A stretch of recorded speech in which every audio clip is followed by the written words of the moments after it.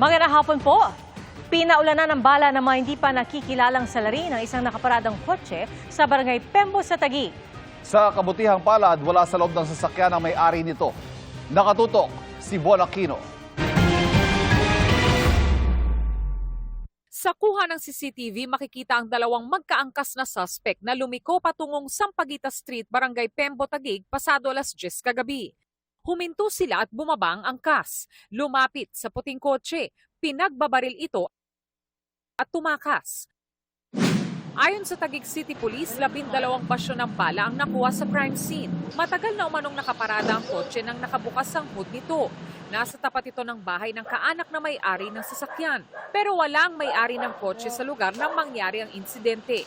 Naghihintay lang po ako ng masasakyan, tapos po bigla na lang po may nagputukan na maraming beses at saka po nagtakbuhan po yung mga tao. Siguro kasi wala nga po pagpaparkan doon sa kanila, yung sa bahay ng asawa niya. Ito talaga sa kanila naman po to. Kaya siguro diyan po pinapark. Maaring ang ating mga suspect ay may matinding galit sa biktima o sa may-ari ng sasakyan. Posible po na tinakot lang kasi bukod sa 12 basyo ng balang nakuha sa crime scene, at yung sasakyan lang po talaga yon ang pinagbabaril po ng ating mga suspect. Tinutugis na ng mga pulis sa mga salarin na maharap sa reklamong alarm and scandal. Kung may pagbabanta sa buhay ng may-ari ng sasakyan, kung talaga pong may grave threat po sa kanya, pasok po yung grave threat, then malicious mischief, at kung may makuhaan po natin ng baril po ang ating mga suspect, ay maaari po silang kasuhan ng RA 10591. sinusubukan pa namin kunin ang panig ng may-ari ng sasakyan. Para sa GMA Integrated News, Bon Aquino, Nakatutok, 24 oras.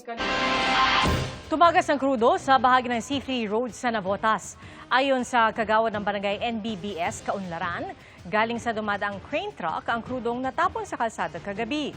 Isang motorsiklo ang nadulas at sumemplang ayon sa Bureau of Fire Protection. Inaalam pa ng BFP kung bakit tumagas ang krudo.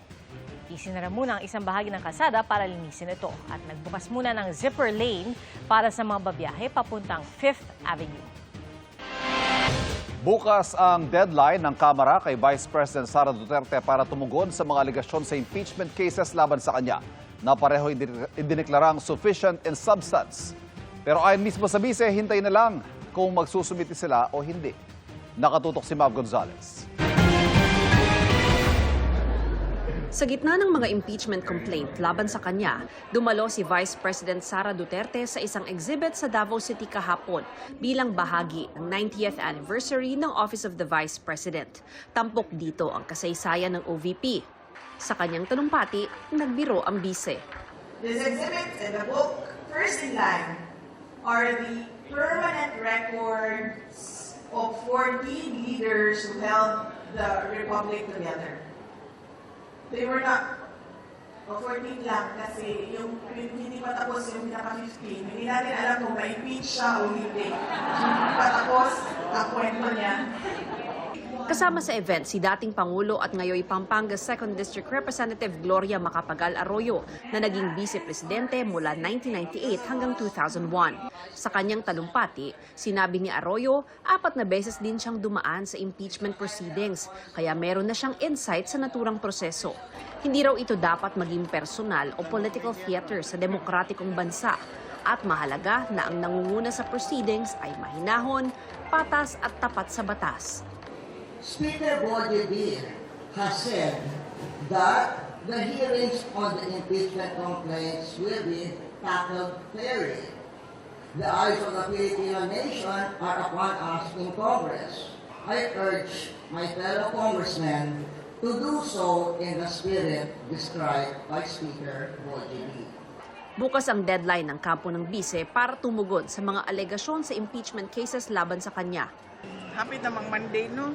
Wato na to kung mag-file ko, dili. Antay na lang. Oo. Antay na lang sila na mga tiga-House of Representatives. Ayon kay House Justice Committee member Terry Ridon, hihintayin nila ang sagot ng bise hanggang matapos ang office hours bukas. Kung sumagot ito, pasasagutin ng komite ang mga endorser at complainant, saka magsusumite ng rejoinder ang kampo ng bise. In the event po that she does not respond by Monday, the process will be shortened, abbreviated. So, ibig sabihin, I think as early as the final weeks of this month, pwede po nga mag-proceed na po to a determination of sufficiency in grounds, and we can proceed to yung hearing properly. Target ng komite na simulan ang pagdinig sa April 8. Maaaring ipasampi na rin aniya ng komite ang income tax returns, bank returns at business records ng bise at asawa niyang si Atty. Mans Carpio dahil sa aniyay 50 million pesos na gap o kaibahan ng sweldo ng bise sa gobyerno at kanyang idineklarang net worth. The proceedings in the impeachment will in fact provide the opportunity to the Vice President to actually explain that particular 50 million gap. Sinusubukan pa naming kunin ang panig ng bise at ni Carpio kaugnay rito pero wala pa silang tugon sa ngayon. Dagdag ni Ridon, pinag-aaralan din kung i-reject ang entry of appearance ni na Atty. Michael Poa at Atty. Reynold Monsayak bilang mga abogado ng bise dahil sa posible aniyang conflict of interest. Ngayon ko lang narinig na yung respondent ay hindi pinapayagan kung sino ang kanyang lawyers. Ngayon lang ako nakarinig ng circumstance na hindi pinapayagan ng respondent kung sino ang pinipili niya na lawyer. So, antayin na lang natin kung ano mangyayari. Para sa GMA Integrated News, Mav Gonzalez, nakatutok, 24 oras. Sa pagtakbo niyang Pangulo sa eleksyon 2028, sinabi ni Vice President Sara Duterte na may inalok na raw siya maging running mate. Pero hindi niya muna ito pinangalanan. Natin siya guluhin.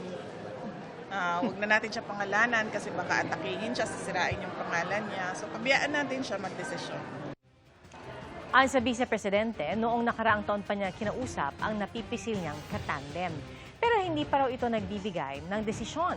Sinabi rin ni Duterte na may 4 nang lumapit sa kanya para mapasama sa kanyang senatorial slate sa 2028. Kasunod ng mega oil price hike, tumaas na rin ang presyo ng bigas at iba pang pagkain. Kapag nagpatuloy pa ang pagmahal ng langis at bilihin, mas hihina pa ang kakayahang gumastos sa mga Pilipino, ayon sa Department of Economy, Planning and Development. Nakatutok si Selema Refran. Sa tindahang ito sa Kamaning Market sa Quezon City, 100 pesos na ang tinaas ng presyo ng kada sako ng bigas. Ngayon, kung bibili sila sa amin dito sa regular na bilihan, kailangan nilang malaki ang budget nila. Kakaunti lang ang budget nila. Meron ng NFA, pero limitado rin ang bigay nila. Pipila pa sila. Sa Trabaho Market sa Maynila, 2 to 5 pesos na ang tinaas ng kada kilo ng bigas. Nadagdagan pa ang taas noong tumaas ang gasolina. At tataas pa po yan. Ang upland vegetables, nagsimula na rin magtaas presyo. Ang bell pepper sa Trabaho Market na dating 80 pesos kada kilo, 150 pesos na ngayon. Sa Kamuning Market, 150 pesos na rin ang presyo per kilo ng carrots mula sa 60 pesos noon. Habang ang galunggong tumaas ng 30 to 40 pesos per kilo. Bukod sa nalalapit na ang Semana Santa, inaasahan na rin tataas ang presyo ng isda dahil sa pagmahal ng petrolyo. Tumaas talaga. Siyempre, expected na yan kasi tumaas yung gasolina. Automatic yan, siyempre taasan lahat ng bilihin, lalo na yung kalakot namin. Kaya si Flor, gusto mang mamili ng marami, pinagkasya lang ang budget sa mga kailangan. Hindi natin po alam kung tataas talaga. Kaya ako nung namimili ng katpaparang kakunti lang. Sa pag-aaral ng DepDev o Department of Economy, Planning and Development, kapag nagpatuloy ang pagmahal ng langis, aarangkada lalo ang inflation o pagtaas ng presyo ng mga bilihin at serbisyo.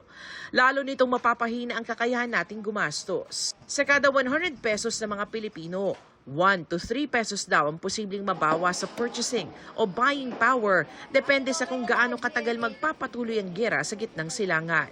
Pati singil sa kuryente, inaasahang tataas din. Ayon sa isang ekonomista, nasa 6 to 7% ang nakikitang inflation.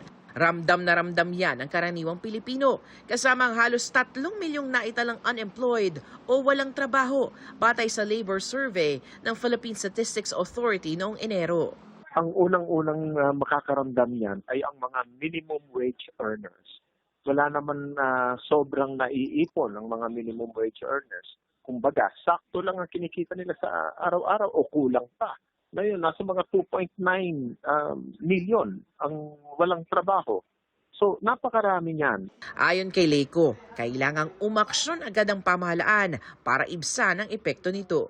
Tanggalin na agad yung excise tax sa petrolyo at isunod na rin ang pagtanggal ng value-added tax. Kasi kung tumataas ang presyo, lalong tataas ang ibabayad ng mga consumer sa value-added tax. Kasabay nito, kailangan rin matiyak na napupunta ang ibibigay na ayuda sa mga tunay na nangangailangan nito.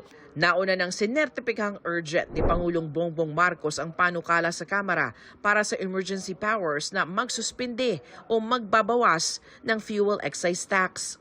Sa pag-aaral ng Ibon Foundation, kung sususpindihin ang oil excise tax, 250 pesos kada buwan ang madaragdag sa bulsa ng pinakamahihirap na mga pamilyang nasa mahigit 14 na milyon. At tataas pa yan sa 420 pesos kung sususpindihin din ang VAT sa langis. Para sa GMA Integrated News, Sanima Refran, nakatutok 24 oras.